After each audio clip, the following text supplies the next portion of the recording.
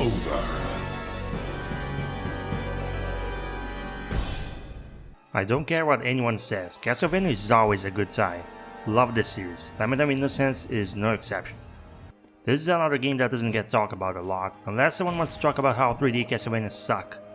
This was my second time playing and beating the game, and I thoroughly enjoyed it. Lament of Innocence takes place at the very beginning of the official Koji Garashi timeline. It tells the origin story of the legendary vampire killer Whip and the centuries-old war between Dracula and the Belmont clan.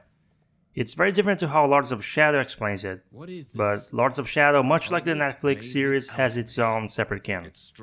You control Leon Belmont, the founder of the clan, in all his 90s Meg Ryan hairstyle glory, in his quest to save his beloved Sarah from a vampire lord of a castle surrounded by eternal night, a vampire which predates Dracula. Leon is helped by an alchemist called Rinaldo, who lives in a cabin close to the castle and seems to have a personal stake in all of this. The game doesn't have many cutscenes and, like every other Castlevania game, delivers its story expositions very sparingly. Leo controls a lot like the main character of a character action game from the PlayStation 2 era, so this game gets compared to Devil May Cry a lot. Have you only played the first Devil May Cry, I think Leo controls a hell lot better. You have a light and stronger attack, basic combos, and unlock more combo moves by progressing the game. Well, it's a bit more strange than that. You unlock moves based on how many times you killed an enemy type or repeated a very specific kind of attack move. So how early you learn things depends on how you've been fighting. You can guard against most attacks, but only so many at once. The game wants you to alternate between parrying and dodging, and that works very well because Leon can dodge pretty much immediately in the middle of attacking. Both have their drawbacks you have to consider. Parrying is the easiest to handle, but locks you in place and doesn't let you cancel your attack combinations. Some enemies will follow up with more attacks after you block the first, so this isn't a one-size-fits-all solution.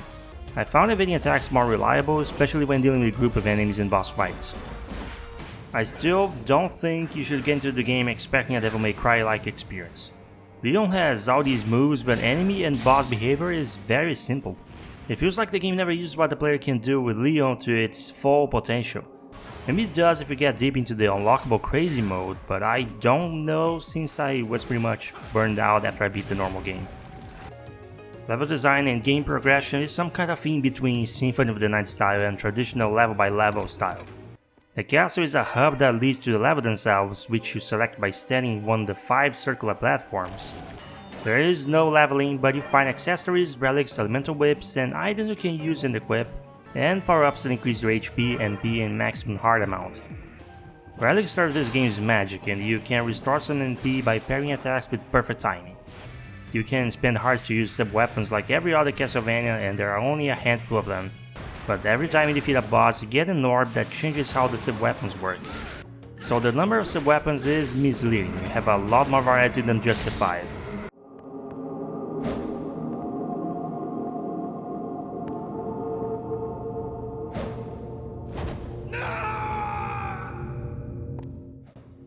The two biggest problems with the game are the level layouts and the camera perspective. You either learn to live with them or you get frustrated and hate the game. The layouts get repetitive across most of the areas. Every level has its share of unique rooms with puzzles and gimmicks, but the greater majority of them are made of hallways that look the same and square rooms that exist only to contain a group of enemies you're forced to kill in your first visit. Somehow this bothered me way less than it seems to bother other people, because I find the layout of most Castlevania games Igarashi produced to be pretty repetitive in their own right. And there is always one little thing that sets each area apart, like the platforms at the edges of the square rooms in the House of Sacred Remains or the Y-shaped branched paths in the connecting hallways of the Dark Palace of Waterfalls. The camera is harder to justify. When you're just running around and fighting creatures, it's very harmless, but every time there is platforming involved, it can screw up your senses of depth and make you miss a jump. Thankfully, Leo can use his whip to hop over fences and poles, and he will grab onto the ledges more often than not. I think the biggest problem with the camera is that because you have no control over it, you have to keep bringing up the map to tell which direction you're going. A mini-map would have fixed that problem, and I'm surprised an action and exploration game from 2003 doesn't have one. Even a small compass in the player HUD would have helped.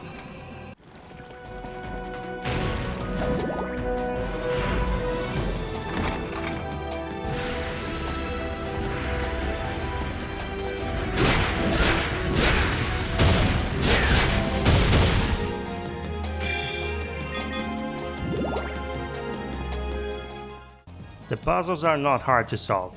The entire game isn't very hard to beat if you get used to dodging right and learning to control the crowd of enemies around you, and use the elements and sub-weapons that are effective against them. Even though the combat has its potential very wasted, it feels very satisfying to whip enemies right after dodging their attacks. If you get tired of fighting the same group of enemies and just want to backtrack, which is something you know you have to do because this is a Castlevania game, you can easily ignore enemies and just go through the doors. I know some people will argue that you retrace your steps a few times before you reach the boss in a level, which counts as backtracking, but this game has the least amount of backtracking of all Castlevania since Igarashi became producer. You can complete pretty much every level on your first visit, except for one room which you're supposed to unlock with a key you find in a different level. You also have 2 items that teleport you to Rinaldo's shop or the last save point you used, no matter how deep you are in a level. So if you use your brain a little, you can reduce the little backtracking there is very easily.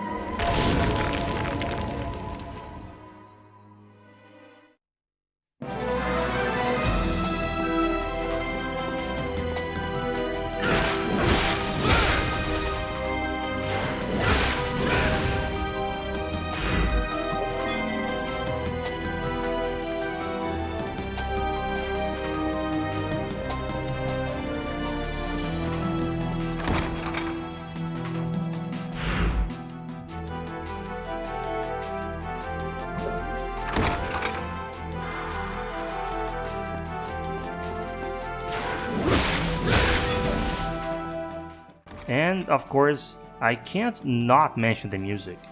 It's composed by Michiru Yamane, who composed for most of the series since Symphony of the Night.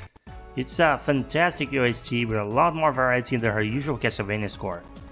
Some of it is very ambient and haunting, the other is the usual style of tracks you want to listen to while you're doing chores at home and hum along. Lament of Innocence is, in a sense, every halfway decent hack and slash game of the PlayStation 2 generation with the gothic fantasy identity of Castlevania and maybe better controls than the average. The story is also pretty decent if you don't analyze the logical things too much and try to ignore the fact that of all voice cast, Leon, the main character, has by far the worst performance. If you stick with English voices anyway.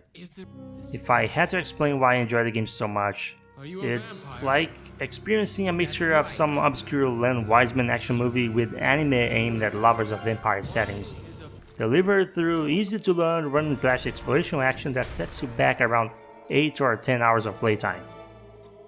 The funny thing is, I don't even like on the roll.